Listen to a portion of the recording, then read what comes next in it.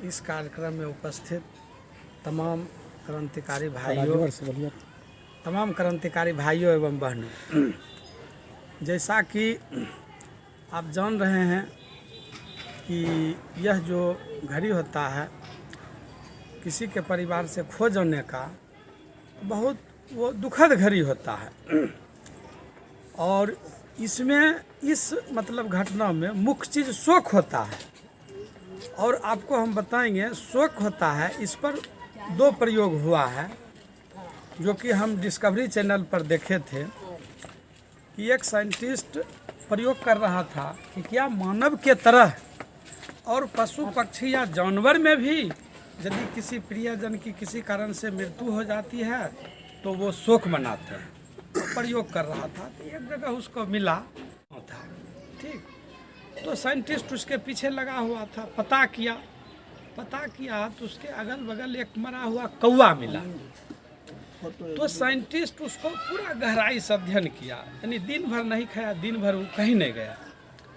तो साइंटिस्ट उसको उसके बारे में पता लगाया कि यानी पक्षी में भी यदि उसके पक्षी के अंदर यदि उसका कोई स्वजन की मृत्यु हो जाती है तो वो भी शोक मनाते हैं।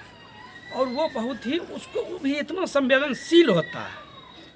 इसी तरह का एक प्रयोग अमेरिका में हुआ कि एक साइंटिस्ट प्रयोग कर रहा था बंदर पर कि क्या बंदर जैसा जानवर भी शोक मनाता है। तो एक बंदर का पुतला बनाया और उसको कंप्यूटर से संचालित कर रहा था पुतला को, और सारा बंदर उसके साथ खेल रहा था, सारा चीज चहलकदमी कर रहा था। उसी बीच में सिस्टम ऐसा था कि उस बंदर को इतना ऊंचाई से गिराया, तो गिराने के बाद जो है रिमोट से, तो गिराने के बाद वो बंदर गिरा और गिरने के बाद उसको इस तरह दर्शाया कि वो एकदम चलना फिरना और उसका जो हाव भाव था, एक्टिविटी, हाथ पैर डोलाना, हंसना, वो सारा चीज़ बंद हो गया। तो जब बंद हो गया तो और जितने भी ओरिजिनल बंदर थे वो सारा बंदर छाती पीटने लगा कि अब हमारे बीच से एक बंदर मर गया, हालांकि वो पुतला था। तो अभी ये नेट पर डाला हुआ अभी नेट में भी ये प्रयोग मिल रहा है। तो उसमें जो है वो बंदर करने लगा। उसके बाद खाना पीना छोड़ दिया, वो बंदर खाना उना भी छोड़ दिया, उस दिन खाना उना भी नहीं खाया।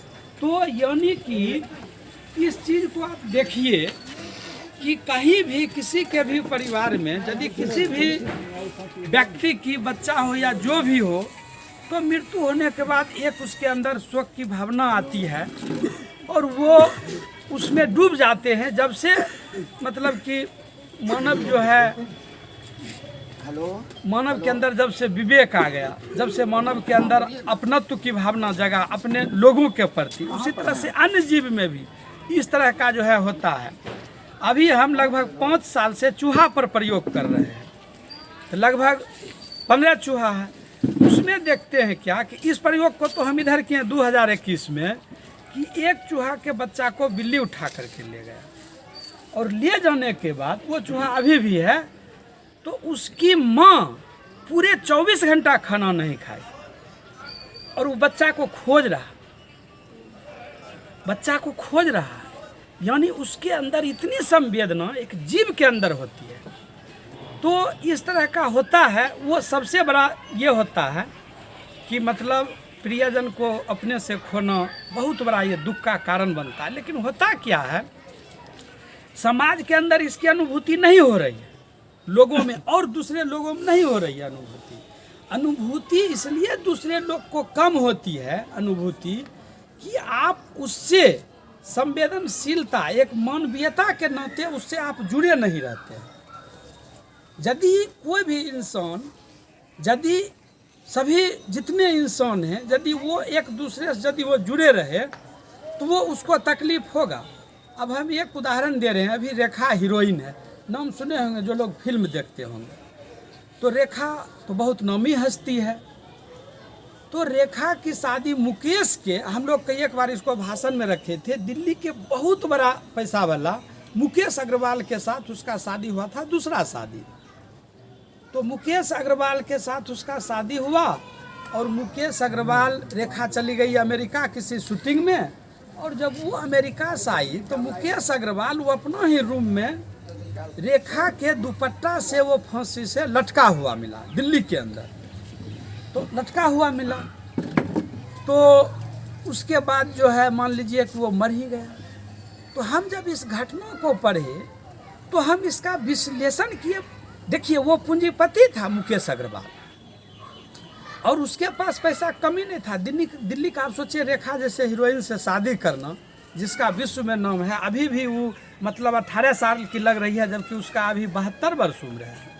क्योंकि उसका वो रहन सहन है, खान पान है, जो भी है। तो हमको बहुत बुरा लगा ये बात को कि आखिर मुकेश अग्रवाल जैसा आदमी जिसके पास अरबों की संपत्ति है, उसको भी इस तरह से जाना पड़ा। क्यों जाना पड़ा? सोचने वाली बात है। सोचने वाली बात है कि इस तरह की समाज में घटनाएं हो रही है। आप देखिए, किसी भी समाज में कहीं भी कोई आदमी मर रहा है, आप उसको यदि उसको आप जानकारी लीजिए, कहीं भी आप देखिएगा कि जिस व्यक्ति की मृत्यु होती है वो आदमी को कहीं न कहीं समाज, परिवार उससे, उसकी सेवा में, उससे देख रेख में, उससे कहीं न कहीं, हम लोग नहीं जानते, आप लोग नहीं जानते हैं, उसका भी बहुत बड़ा एक हिस्सा वो भी होता है, उसका भी होता है। तो होता क्या है कि जब किसी के साथ घटना घटती है तो मतलब मुख्य काम क्या होता है? हम लोग एक मृत्यु भोज रखे हैं कि मृत्यु भोज का बहिष्कार किया जाए। मृत्यु भोज इस तरह का है, लेकिन आप इसके तह में जाइए। सिर्फ इतने तक इसको हम सीमित रखना नहीं चाहते। हम चाहते हैं जो भी लोग हैं, जो भी अपना लोग हैं, वो आप देखें कि हमारे और आपके परिवार के अंदर जो भी जिससे आप जुड़े हुए हैं, आप इसको पूरा कोशिश कीजिए हर आदमी को उसके तकलीफ को समझने का, कि उसके साथ कोई हादसा नहीं हो। जैसे हम एकाएक गए बेगूसराय मैडम को दिखाने के लिए। हमको किरण देव भाई भी वहाँ कोई हॉस्पिटल में भर्ती थे, हमको इस चीज़ का पता नहीं था। हम जैसे गए कामिनी राय के यहाँ गए न, तो किसी तरह से पता हमको चल गया कि वहाँ भर्ती है, इनका ऑपरेशन होने वाला है। तो जो 16 संस्कार है हिंदू धर्म का, जो लोग एक संस्कार जो सबसे लास्ट में ये होता है दाह संस्कार, और दाह संस्कार लास्ट हो गया, वो हिंदू धर्म में दूसरा क्रियाक्रम नहीं है। वो आपको दान दक्षिणा जो भी है उसका वो ढारिए, अस्थि कीजिए, ये कीजिए, वो अस्थि ठीक है, अस्थि और हम लोग उसको ये करना चाहिए, नाम लिख दीजिए। लेकिन वहाँ है क्या कि वहाँ पर यह सबसे बड़ा दिक्कत है क्या कि उसके अंदर कर्मकांड है कि हम यदि मान लीजिए कि बाल नहीं मुड़ाएंगे तो हम अछूत रह जाएंगे। तो भाई स्त्रियों भी तो उस परिवार का है, तो वो बाल क्यों नहीं मुड़ाती है? यदि बाल मुड़ाने से यदि पाप लग जाता है तो स्त्री भी तो उसी के गर्भ से जन्मा हुआ उसके परिवार का है, तो उसके बारे में शास्त्र में क्यों नहीं लिखा? उसके बाद